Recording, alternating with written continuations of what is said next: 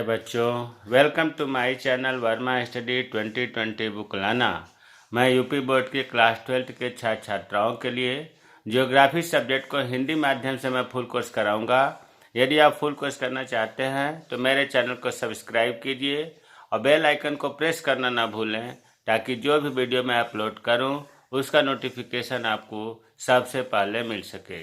प्यारे बच्चों, मानव भूगोल के मूल सिद्धांत पूरा पढ़ाया जा चुका है और जो सेकंड बुक है भारत, लोग और अर्थव्यवस्था, उसमें चैप्टर 8 चल रहा है। चैप्टर 8 निर्माण उद्योग, इसका पार्ट 1 अर्थात पहला वीडियो है। प्यारे बच्चों, फर्स्ट बुक जो आप लोगों ने पढ़ा था मानव भूगोल के मूल सिद्धांत, उसमें जो आपने द्वितीय क्रियाएं पढ़ा था जिसमें उद्योगों के बारे में बताया गया था, वो लगभग वही चीज़ है इसमें भी। अगर उसको आप पढ़े हैं तो इसमें बहुत ही आसानी रहेगी। देखिए, पढ़ने से पहले हम आपको बता दें कि जो भी मानव क्रियाकलाप करता है आय प्राप्त करने के लिए, उसे आर्थिक क्रियाएं कहते हैं। और आर्थिक क्रियाएं 3 प्रकार की होती हैं मुख्य रूप से: प्राथमिक क्रियाएं, द्वितीयक क्रियाएं, तृतीयक क्रियाएं। प्राथमिक क्रिया का उदाहरण आपको बताया गया है जो प्राकृतिक संसाधन पर निर्भर रहता है, जैसे आखेट, भोजन संग्रह, पशुचारण, मछली पकड़ना, वनों को काटना, खेती, ये सब प्राथमिक क्रियाएं हैं। द्वितीयक क्रियाएं क्या होता है? जो प्राकृतिक संसाधन है उनके मूल्य में वृद्धि करना है। इसके मतलब प्रकृति में पाए जाने वाले जो कच्चे माल हैं उनका रूप बदलकर उन्हें मूल्यवान बनाना द्वितीय क्रियाएं कहलाता है। और तृतीय क्रियाएं में व्यापार आ गया, परिवहन आ गया, संचार आ गया, सेवाएं। तो जो द्वितीय क्रियाएं में है कि कच्चे माल का रूप बदलकर उन्हें मूल्यवान बनाना, उसी के अंतर्गत उद्योग ऐसी क्रियाएं करती हैं। तो इस पाठ में हम लोगों को निर्माण उद्योग के बारे में, यहाँ हमने लिखा है विनिर्माण उद्योग के बारे में पढ़ना है। जो ये उद्योग आपको मेरे बताने का यही उद्देश्य है कि द्वितीय क्रियाओं के अंतर्गत आता है। द्वितीय क्रियाएं वे क्रियाएं आती हैं जिसमें प्रकृति में पाए जाने वाले कच्चे माल का रूप बदलकर उन्हें मूल्यवान बनाया जाता है। जैसे कपास के द्वारा सूती वस्त्र का निर्माण। कपास जो है प्राथमिक क्रियाओं के अंतर्गत आ गया, और उससे जब हम सूती कपड़े बनाते हैं तो द्वितीय क्रियाओं के अंतर्गत आ गया, और ये उद्योग के द्वारा ही संभव हो पाता है। तो देखिए, 2 शब्दों से मिलकर बना है विनिर्माण और उद्योग। पहले तो हम विनिर्माण का अर्थ समझें। विनिर्माण मैन्युफैक्चरिंग अर्थात वस्तु का निर्माण। देखिए, विनिर्माण का अर्थ होता है किसी भी वस्तु के उत्पादन से है। वस्तु के उत्पादन से है, वह वस्तु हाथ द्वारा बनाई गई हो या मशीनों के द्वारा या दोनों से बनी हुई वस्तु हो, उसे हम कहते हैं विनिर्माण। और विनिर्माण उद्योग कैसे करते हैं? कच्चे और अर्धनिर्मित माल को मशीनों की सहायता से उपयोगी निर्मित माल में बदलने वाले उद्योग विनिर्माण उद्योग कहलाते हैं। भाई, कच्चा माल है या आधा बना हुआ है, फाइनल गुड्स नहीं बना हुआ है, उसको जब हम मशीनों की सहायता से फाइनल गुड्स बनाते हैं, निरुपयोगी निर्मित माल बनाते हैं, वो उस प्रकार के उद्योग को क्या कहते हैं? विनिर्माण उद्योग। एक और अथवा करके दूसरी परिभाषा है। ये जो है, दोनों में से कोई एक भी आपको याद रखना है जो आसान आपको लगे। देखिए, दूसरा परिभाषा है विनिर्माण उद्योग का कि वे क्रियाएं, मतलब जैसे प्राथमिक क्रियाएं, द्वितीय क्रिया, तृतीय क्रिया की बात हो रही है, वे क्रियाएं जिनमें प्राथमिक व्यवसाय क्या है? जैसे खेती, पशुपालन, खनन आदि के उत्पादों को तकनीकों का प्रयोग करके, टेक्नोलॉजी का प्रयोग करके संशोधित किया जाता है। जो प्राथमिक व्यवसाय से जो प्रोडक्ट है उसमें तकनीक का प्रयोग करके कुछ प्रोसेस किया जाता है और उसको अधिक उपयोगी वस्तुओं में बदला जाता है। इस प्रकार की प्रक्रियाएं क्या कहलाती हैं? विनिर्माण उद्योग कहलाती हैं। तो हमें उम्मीद है कि विनिर्माण उद्योग की परिभाषा आपको समझ में आ गया होगा। अब जो है बहुत महत्वपूर्ण चीज़ है कि उद्योगों का वर्गीकरण क्या है, उद्योग कितने प्रकार के होते हैं, या उद्योगों के वर्गीकरण का आधार क्या है। तो उद्योगों के वर्गीकरण का आधार 4 तरह का होता है। एक तो आकार के आधार पर, दूसरा कच्चे माल के आधार पर, तीसरा निर्मित माल के आधार पर, और चौथा स्वामित्व के आधार पर। अगर लॉन्ग क्वेश्चन पूछता है तब तो चारों का वर्णन होगा। कभी कभी ये पार्ट में पूछ दिया जाता है कि कच्चे माल के आधार पर उद्योगों का वर्गीकरण कीजिए, निर्मित माल के आधार पर उद्योगों का वर्गीकरण कीजिए, आकार के आधार पर उद्योगों का वर्गीकरण कीजिए। इसलिए बहुत महत्वपूर्ण है ये। अब एक एक करके हम पढ़ते हैं। आकार के आधार पर उद्योगों का वर्गीकरण। देखिए, आकार के आधार पर का मतलब हुआ कि उसके पूंजी के, श्रमिकों की संख्या के आधार पर। यह 3 तरह का होता है। एक तो होता है कुटीर उद्योग, दूसरा होता है छोटे पैमाने के उद्योग जिसको हम लघु उद्योग कहते हैं, और तीसरा बड़े पैमाने के उद्योग। देखिए, तीनों में अंतर जानना बहुत ज़रूरी है, क्योंकि घुमा फिरा करके क्वेश्चन जब पूछा जाता है तो आप लोग परेशान हो जाते हैं। मान लो कुटीर उद्योग की 2 विशेषताएं लिखें, लघु उद्योग की 2 विशेषताएं लिखें, इन दोनों में अंतर पूछा जाए, इसलिए यहाँ तीनों के बारे में समझना बहुत ज़रूरी है। तो आकार के आधार पर उद्योगों का वर्गीकरण 3 तरह का बताया गया। पहला कुटीर उद्योग। देखिए, कुटीर उद्योग का एक और नाम है जिसको कहते हैं शिल्प उद्योग। कुटीर उद्योग को शिल्प उद्योग भी कहते हैं। इसमें हर लाइन बहुत महत्वपूर्ण है। लिखा है इसमें दस्तकार मतलब मुखिया, काम करने वाला, अपनी पैतृक दक्षता के आधार पर, पैतृक दक्षता मतलब पिताजी से, बाबा से, परिवार से वो सीखा है, उस कार्य को करने के बारे में कहीं जाकर के न पढ़ाई किया है न ट्रेनिंग किया है, इसीलिए एक शब्द प्रयोग किया गया है पैतृक दक्षता के आधार पर अपने परिवार के सदस्यों के साथ। परिवार के सभी लोग इसमें सम्मिलित होते हैं, कोई बाहर से श्रमिक नहीं रखा जाता है। स्थानीय कच्चे माल का प्रयोग करते हुए, स्थानीय कच्चे माल, जो कच्चा माल प्रयोग हो रहा है वो वहीं पर मिलेगा, उस गांव में मिल जाए, पड़ोसी के यहाँ मिल जाए। बाहर से आयात निर्यात का तो इसमें दूर दूर तक नहीं सोचना है। तो स्थानीय कच्चे माल, लोकल माल का प्रयोग करते हुए सरल विधियों से, कोई टेक्नोलॉजी यहाँ नहीं प्रयोग हो रही है, कोई मशीन नहीं प्रयोग हो रहा है, सरल विधियों से अपने घर पर ही छोटी छोटी वस्तुओं का निर्माण करते हैं। तो ये कुटीर उद्योग उसे कहते हैं। कुटीर उद्योग में आपने ये देखा कि इसमें दस्तकार अपनी पैतृक दक्षता के आधार पर अपने परिवार के सदस्यों के साथ मिलकर के स्थानीय कच्चे माल का प्रयोग करते हुए छोटी छोटी वस्तुओं का निर्माण करते हैं। छोटी छोटी वस्तुएं कैसे हो सकता है? जैसे खाद्य पदार्थ में अचार भी हो सकता है, सिरका भी हो सकता है, अन्य चीज़ भी हो सकता है, बर्तन भी हो सकता है, दरियाँ, चटाइयाँ, थैले, टोकरियाँ, जूते, छोटी छोटी मूर्तियाँ, ये सब क्या होता है? परिवार के साथ जो तैयार करता है उसे कहते हैं कुटीर उद्योग। और इसमें जो तैयार माल होता है या तो स्वयं उपभोग करता है या उसे स्थानीय बाजार में ही उसी जगह मार्केट में बेच देता है। तो कुटीर उद्योग की परिभाषा आपको, मैं उम्मीद है कि समझ में आ गया होगा। दूसरा है छोटे पैमाने का उद्योग। छोटे पैमाने के उद्योग को लघु उद्योग भी कहते हैं। यह कुटीर उद्योग का थोड़ा सा विस्तृत एवं संशोधित रूप है। इसमें भी स्थानीय कच्चे माल का ही प्रयोग होता है, लेकिन इसमें कुछ श्रमिक रखे जाते हैं मजदूरी पर। अर्ध कुशल श्रमिक, बहुत ज़्यादा एक्सपर्ट नहीं रखे जाते हैं, लेकिन थोड़ा बहुत श्रमिक रखे जाते हैं परिवार के सदस्यों के अलावा, जबकि कुटीर उद्योग में नहीं रखे जाते थे।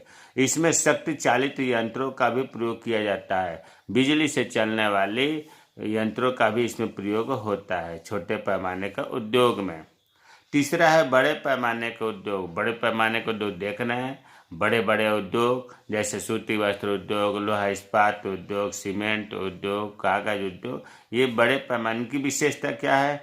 विशाल इनका बाजार होगा, विभिन्न प्रकार के इसमें कच्चा माल की जरूरत पड़ेगी, शक्ति साधन की भी जरूरत पड़ेगी, कुशल श्रमिक की भी जरूरत पड़ेगी, डेवलप टेक्नोलॉजी की जरूरत पड़ेगी, अधिक उत्पादन होगा, इसमें अधिक पूंजी लगेगा। ये क्या है? बड़े पैमाने के उद्योग की विशेषता है। तो हमें उम्मीद है कि आकार के आधार पर उद्योगों का वर्गीकरण जो है, जिसमें 3 तरह का रहा, कुटीर उद्योग, लघु उद्योग और बड़े पैमाने के उद्योग, समझ में आ गया होगा। अब जो दूसरा है उद्योगों के वर्गीकरण का आधार, वो है कच्चे माल के आधार पर उद्योगों का वर्गीकरण। जो रॉ मटेरियल है उसके आधार पर वर्गीकरण किया गया है उद्योगों का। जैसे पहला है कृषि आधारित उद्योग। देखिए, कृषि का मतलब खेती से है। खेती में जो चीज़ उत्पन्न हो रहा है उस पर जो आधारित उद्योग है उसे कहते हैं कृषि आधारित उद्योग। जैसे चीनी उद्योग, गन्ना कहाँ होता है? खेत में होता है।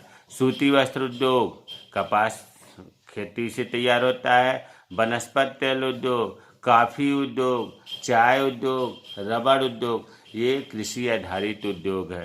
प्यारे बच्चों, कभी कभी 2 नंबर में प्रश्न में पूछा जाता है कि कृषि आधारित उद्योग बताइए, तो आप कुछ और लिख देते हैं जो गलत हो जाता है। कृषि आधारित का मतलब है कि जो कृषि पर निर्भर हो, जैसे चीनी, सूती वस्त्र, वनस्पति तेल, कॉफी, चाय, रबड़, ये कृषि आधारित उद्योग है। दूसरा होता है खनिज आधारित उद्योग। खनिज जो खनन के द्वारा तैयार होता है, खनिज पदार्थ, उससे जो उद्योग चलते हैं, जैसे लोहा इस्पात उद्योग, सीमेंट उद्योग, चीनी मिट्टी के बर्तन बनाना, तांबा उद्योग, एल्युमिनियम उद्योग, रत्न एवं आभूषण, ये क्या है? सब खनिज आधारित उद्योग है। इसमें जितनी चीज़ें लग रही हैं वो सब खनिज पर आधारित हैं। तीसरा है रसायन आधारित उद्योग। केमिकल, जैसे रासायनिक उर्वरक बनता है जिसमें DAP हो गया, यूरिया हो गया, पोटास हो गया। रासायनिक जो उर्वरक हैं, पेट्रो रसायन है। पेट्रो रसायन का मतलब तमाम प्रकार के जो है, जैसे मान लीजिए वैसलीन है, क्रीम आ रहा है, प्लास्टिक रेसे आ रहे हैं, ये रसायन आधारित उद्योग कहलाते हैं। प्लास्टिक, कृत्रिम रेशा, नमक, पेट्रो रसायन, रासायनिक, ये सब उद्योग क्या है? रसायन आधारित उद्योग है। वन आधारित उद्योग खूब पूछा जाता है इम्तिहान में। वन आधारित उद्योग पूछता है और आप लिख देते हैं चीनी उद्योग, सूती वस्त्र उद्योग, गलत है। वनों पर आधारित उद्योग होना चाहिए, जैसे कागज उद्योग, लाख उद्योग, तारपीन, तेल उद्योग, इमारती लकड़ी, फर्नीचर उद्योग, ये वनों पर आधारित उद्योग कहलाता है। पांचवा है पशु आधारित उद्योग। पशुओं पर है, जैसे चमड़ा उद्योग, ऊन उद्योग, हड्डी से चलने वाले उद्योग, ये पशु आधारित उद्योग कहलाते हैं। तो कच्चे माल के आधार पर उद्योगों का वर्गीकरण 5 प्रकार का हुआ। अब तीसरा है निर्मित माल के आधार पर उद्योगों का वर्गीकरण। देखिए, निर्मित माल का जो माल तैयार हो रहा है उसके हिसाब से, या दूसरा इसे हम कह सकते हैं कि उत्पाद आधारित उद्योग, जो उत्पादन हो रहा है उसके आधार पर उद्योगों का वर्गीकरण किया गया है। तो देखिए, एक है आधारभूत उद्योग, जिसका मूलभूत उद्योग भी कहते हैं। दूसरा उपभोक्ता वस्तु उद्योग। तो देखिए, आधारभूत उद्योग अर्थात इसमें जो उद्योग है वो अन्य उद्योगों के लिए आधार का कार्य करता है। इसके बिना अन्य उद्योग नहीं चल सकता, इसलिए आधारभूत उद्योग कहा गया है। जैसे लोहा इस्पात उद्योग, कोई भी उद्योग चलाना होगा तो लोहा की जरूरत पड़ेगी, और लोहा जिससे तैयार होता है उसे कहते हैं मूलभूत उद्योग।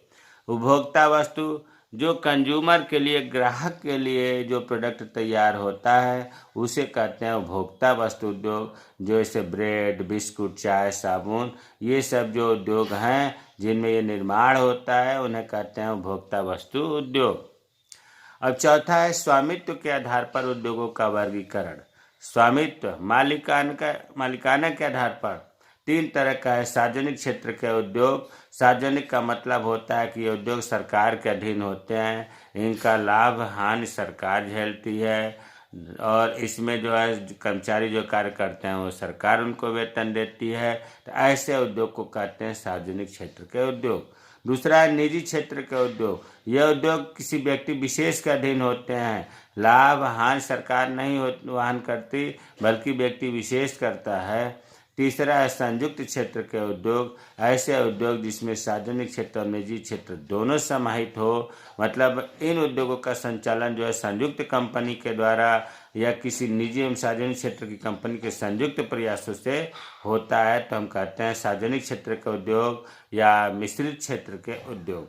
तो आपको 4 तरह का जो बताया गया वर्गीकरण उद्योगों का, वो उसमें था, पहला था कच्चे माल के आधार पर उद्योगों का वर्गीकरण, निर्मित माल के आधार पर उद्योगों का वर्गीकरण, और स्वामित्व के आधार पर उद्योगों का वर्गीकरण, और आकार के आधार पर उद्योगों का वर्गीकरण 4 बताया गया। अब एक वर्गीकरण नया आया है जो आप लोगों के एनसीईआरटी के बुक में है, जिसको हम कह सकते हैं कि उद्योगों का दूसरा प्रचलित वर्गीकरण। वैसे ये वर्गीकरण भी निर्मित जो उत्पाद है, जो अभी आपने ऊपर पढ़ा था सी, निर्मित उत्पादकों की प्रकृति के आधार पर है, उत्पादन की प्रकृति के आधार पर है। ये 8 प्रकार के होते हैं। जैसे धातु कर्म उद्योग, मतलब इसमें धातु वाले उद्योग चलते हैं। यांत्रिक इंजीनियरिंग उद्योग, इसमें यंत्रों से संबंधित उद्योग होते हैं। रासायनिक और संबद्ध उद्योग, वस्त्र उद्योग, खाद्य संसाधन उद्योग, विद्युत उत्पादन उद्योग, इलेक्ट्रॉनिक उद्योग, संचार उद्योग। देखिए इन 8 को अगर याद करना हो तो रटने से काम नहीं चलेगा। आप जनरली आप अपने ऊपर लीजिए कि जैसे आप हैं, आपको किन किन चीज़ों की ज़रूरत पड़ती है, उनको उनके लिए उद्योग कहीं ना कहीं तो चलाने पड़ेंगे। जैसे आप ले लो, सबसे पहले आपको खाद्य सामग्री चाहिए, तो खाद्य सामग्री के लिए खाद्य संसाधन जिसको कहा जाता है, जहाँ तैयार होता है उसे खाद्य संसाधन उद्योग कहते हैं। तो ये अपने आप याद हो गया कि हमें खाद्य चाहिए तो इसको उद्योग जो चलेगा खाद्य संसाधन उद्योग। और हमें क्या चाहिए, वस्त्र चाहिए, तो जहाँ वस्त्र तैयार होगा उसे हम कहेंगे वस्त्र उद्योग। आज के ज़माने में देख रहे हैं कि टीवी जो है, फ्रिज, कूलर, पंखे, इनके बिना काम चलने वाला नहीं है, तो जो यहाँ जहाँ तैयार होगा उसे हम कहेंगे इलेक्ट्रॉनिक उद्योग। ये आजकल मोबाइल के बिना, कंप्यूटर के बिना, लैपटॉप के बिना भी काम नहीं चलने वाला है, जिसे हम कहेंगे संचार उद्योग। और ये जितने आपको इलेक्ट्रॉनिक उद्योग या संचार उद्योग है, ये किससे चलेगा, इसके लिए बिजली चाहिए, तो विद्युत उत्पादन उपयोग है ना। कोई भी अगर काम करेंगे तो लोहा की जरूरत पड़ेगी, तो धातु कर्म उद्योग। यंत्रों की जरूरत पड़ेगी, यांत्रिक इंजीनियरिंग उद्योग। रासायनिक और संबद्ध रसायन की भी जरूरत पड़ेगी। तो इस तरह से अपने से तुलना करके ये 8 आसानी से याद हो जाएगा। कभी कभी क्वेश्चन एक छोटा सा बन जाता है कि उद्योगों के स्थानीयकरण, जिसको अवस्थिति भी कहते हैं, को प्रभावित करने वाले कारक कौन कौन से हैं।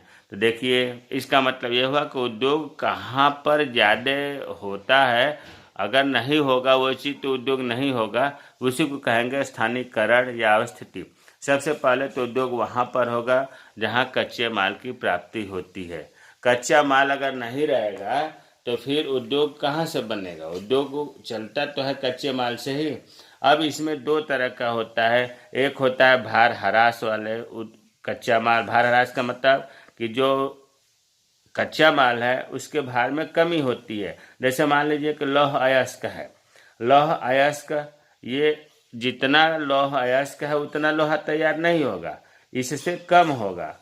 तो जब लौह अयस्क उद्योग है, उसी तरह से कोयला है, कोयला जितना जमीन से निकला है उसको शुद्धिकरण करेंगे तो कम निकलेगा, तो कहते हैं भार ह्रास वाले कच्चा माल। और ये जो भार ह्रास वाले हैं, जैसे लोहा इस्पात उद्योग में लोहा और कोयला दोनों जो है, ये उद्योग कहाँ होंगे, ये उसी जगह बनाए जाते हैं जहाँ ये कच्चे माल मिलता है।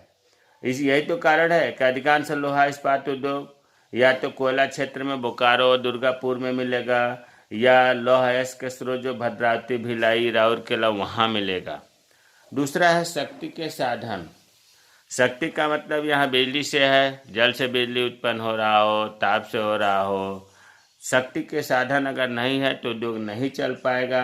कुछ उद्योग ऐसे हैं जैसे एल्युमिनियम और कृत्रिम नाइट्रोजन निर्माण उद्योग, इनको बिजली बहुत चाहिए, इसीलिए जहाँ बिजली का उत्पादन होता है वहीं इनकी स्थापना की जाती है।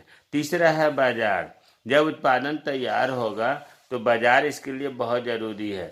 जो भारी वस्तुएं हैं, मशीनें हैं, मशीन के औजार है, ये उन्हीं जगहों पर तैयार किया जाता है जहाँ बाजार होता है, क्योंकि आसानी से बाजार में पहुँच जाता है। तो बाजार बहुत ज़रूरी है। परिवहन और संचार की सुविधा। क्या आपने कभी सोचा है मुंबई में, चेन्नई में, दिल्ली में, कोलकाता में क्यों इतना इंडस्ट्रीज है? कारण यही है कि वहाँ पर परिवहन और संचार की बहुत अच्छी सुविधा है। श्रम आपूर्ति। श्रम के बिना कोई भी उद्योग संभव नहीं है चलाना। वैसे आज के युग में कंप्यूटर का युग हो गया है, मशीनों का युग हो गया है, इसके बाद भी श्रम की भूमिका महत्व कम नहीं हुआ है। छठा है औद्योगिक नीति। सरकार की क्या पॉलिसी है? सरकार अगर उद्योग को बढ़ावा देना चाहती है तो उद्योगों का ज़्यादा स्थानीयकरण होगा। उदाहरण स्वरूप देखिए, जो भिलाई और राउरकेला में जो लोहा इस्पात उद्योग है, ये पिछड़े जनजातियों को विकसित करने के लिए, विकास करने के लिए सरकार ने लौह इस्पात उद्योग की स्थापना की थी। और वर्तमान समय भी भारत सरकार पिछड़े क्षेत्रों में उद्योग धंधों को विकसित करने के लिए अनेक प्रकार के प्रोत्साहन दे रही है। तो ये जो 5-6 कारक है, कच्चे माल की प्राप्ति, शक्ति के साधन, बाजार, परिवहन और संचार की सुविधा, श्रम अपॉर्चुनिटी, ये जो है उद्योगों के स्थानीयकरण को, उद्योगों की अवस्थिति को प्रभावित करने वाले कारक हैं। मुझे उम्मीद है कि आज का वीडियो आप लोगों को पसंद आएगा। विनिर्माण क्या है, उद्योगों के आधार का वर्गीकरण क्या है, उद्योगों के स्थानीयकरण को प्रभावित करने वाले कारक कौन कौन से हैं। अगर इसमें कोई चीज़ समझ में नहीं आए तो कमेंट बॉक्स में कमेंट करें, मैं रिप्लाई करूंगा। मेरे चैनल को सब्सक्राइब कीजिए, शेयर कीजिए। जय हिंद, जय भारत।